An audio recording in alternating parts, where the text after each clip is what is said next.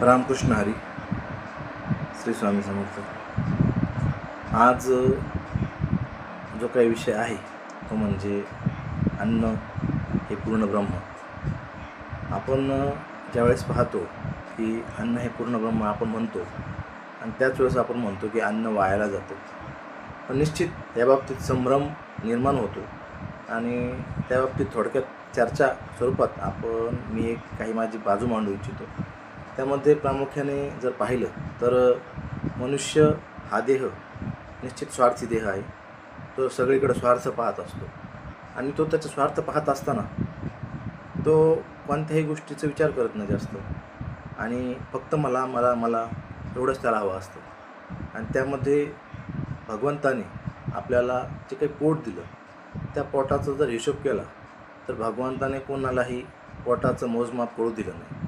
कोणाला किती भाकरी लागते, कोणाला किती पोळी लागू शकते, कोणाला किती भाजी लागू शकते, कोणाला किती म्हणजे अन्न लागू शकतं याचा हिशोब कुठेही दिलेला नाही. आणि मग अन्नाचा जर हिशोब दिला नाही तर आपण जे काही रोजच्या दैनंदिन जीवनात स्वयंपाक करतो तो स्वयंपाकही आपल्याला योग्य म्हणजे ठरवून करता येत नाही. कधीकधी अक्षरशः आपल्या नावाने केलेला स्वयंपाक हा आपल्यासाठीच आहे का हे देखील कळतं.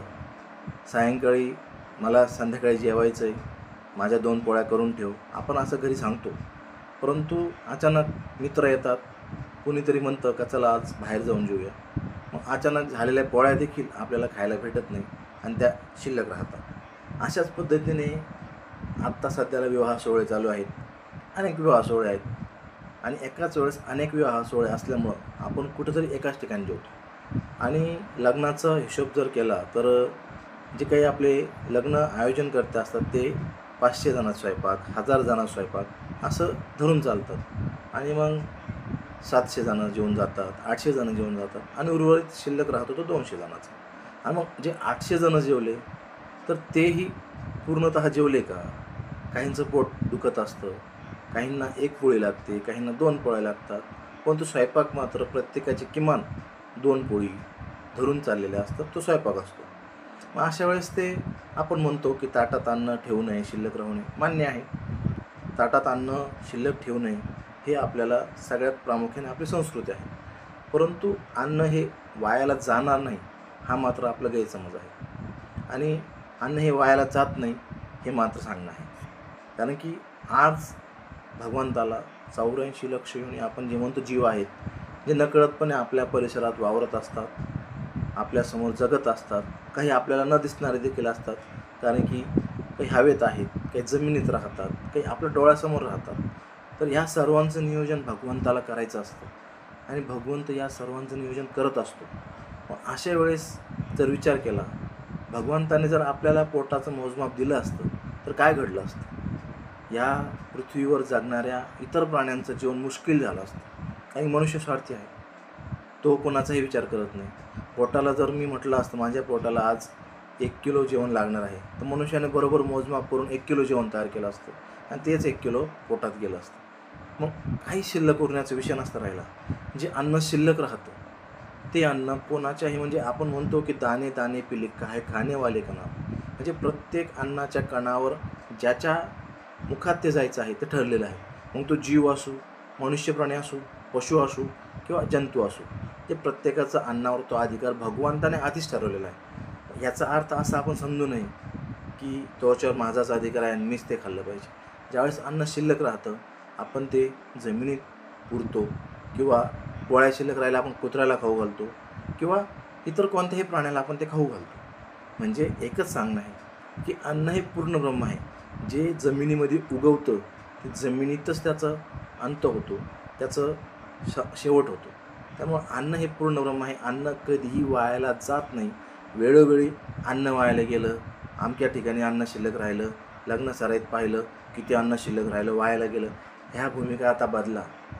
हे म्हणून तुम्ही केवळ प्रसिद्धी मिळवता, त्या गोष्टी तथ्य नाही. अन्न हे भूमीमध्ये नकळतपणे जीव जगत असतात त्या जीवांना ते मिळतं आणि तो त्यांचा अधिकार आहे.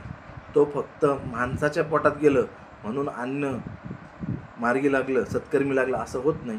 तर नकळतपणे अनेक जीवांना ते अन्न भेटत असतं त्यामुळं अन्नाच्या बाबतीत जे काही प्रथा, जे काही समज आपले आहेत हे काढून टाका आणि अन्न हे पूर्ण ब्रह्म, याच ओळीमध्ये सगळं काही आहे की अन्न हे पूर्ण आहे, पूर्ण ब्रह्म आहे, ब्रह्मस्वरूप आहे आणि ते ज्यावेळेस भूमीमधून उगवतं ते या भूमीमध्येच ज्यावेळेस शिल्लक राहतं ते समाविष्ट होतं. त्यामुळं कोणत्याही प्रकारचा गैरसमज आज अक्षरशः हॉटेलमधून काही दाखवतात की आम्ही शिल्लक अन्न अमक्या ठिकाणी वाटलं. ठीक आहे, तुम्ही वाटलं, परंतु ते वाटल्यानंतर देखील त्या लोकांनी ते खाल्लं का? ते खाल्ल्यानंतर त्यांनी किती शिल्लक ठेवलं? शेवटी ते कुठंतरी जमिनीतच मिळालं. कारण की आपण जे वाटत असतो त्यांनी त्यांची ऑलरेडी तयारी केलेली असते जेवणाची आणि आपण ते अन्न हटकून हॉटेलमधून दाखवतो आम्ही असं असं काम केलं प्रसिद्धीसाठी, केवळ प्रसिद्धीसाठी. आणि आपण ज्यांना देतोय, ज्या हॉटेलमधून आपण शिल्लक राहतो एका झोपडपट्टीमधून त्यांना देतो, 2 दिवस देतो, 5 दिवस देतो, पण जर त्याच अन्नाची सवय त्या लोकांना जर लागली तर आपण ते रोज पुरवू शकत नाही. अशाने काय होतं, त्या लोकांना सवय लागते चविष्ट अन्नाची आणि त्यांना आपण त्यांच्या स्वतःच्या कर्मातून मिळवण्याची संधी गमावतो, त्यांना आपण दूर करतो. असंही होऊ देऊ नका. मदत करा. शिल्लक अन्न राहिलं निश्चित चांगल्या ठिकाणी अन्नदान करा, योग्य ठिकाणी अन्नदान करा. पण अन्न हे उरल्यानंतर असं म्हणू नका की अन्न हे वायाला गेलं, अन्न वाया जात आहे. ही सगळ्यात महत्त्वाची भूमिका सोडून द्या. अन्न कधीही वायाला जात नसतं. अन्न हे शेवटपर्यंत पूर्ण ब्रह्म आहे. मानवनिर्मित जे पदार्थ आहेत ते कदाचित प्लास्टिक असेल, ते पूर्णतः भूमीत मिसळत नाही. मानवनिर्मित जे पदार्थ आहेत ते पूर्णतः मातीत मिसळत नाही. परंतु जे जे जमिनीतून उगवलं ते ते जमिनीत जाणार. हा निसर्गाचा अधिकार आहे आणि ही सायकल आपल्याला लहानपणापासून शिकवलेली आहे. त्यामुळं कोणीही असं समजू नका की आपण अन्न वायाला घालतो. रामकृष्ण.